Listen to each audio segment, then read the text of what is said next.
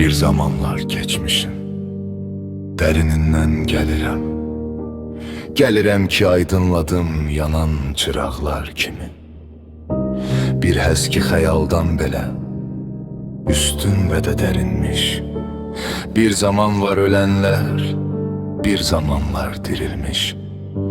Hamı üzə güldükdə hər kəs eyni deyilmiş.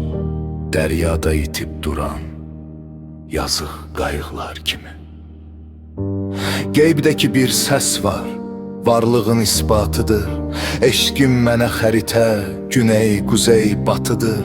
Qan tər içində qaçan muradımın atıdır. Gözlərimə görsənir, şirin hülyalar kimi.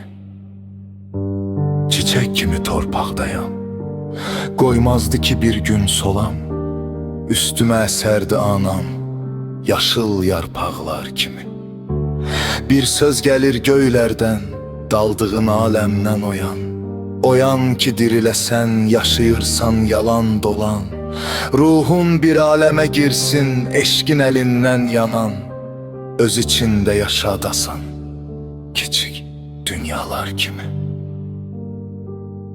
Gizlin yoxdur görmək var, duymaq, bilmək, ölmək var. Susmaq ya da susmamaq, yatanlar bilməz ki sirri, qəlbi oyaqlar kimi. Nə deyəcəm gedəndə, deyəcəmmi gəlmişəm.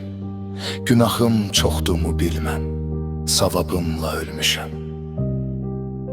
Sevda kimi bir gizli, möhvüm qəlbinə sinmiş. Göydən gələrək ruhuna əsən rüzgarlar kimi.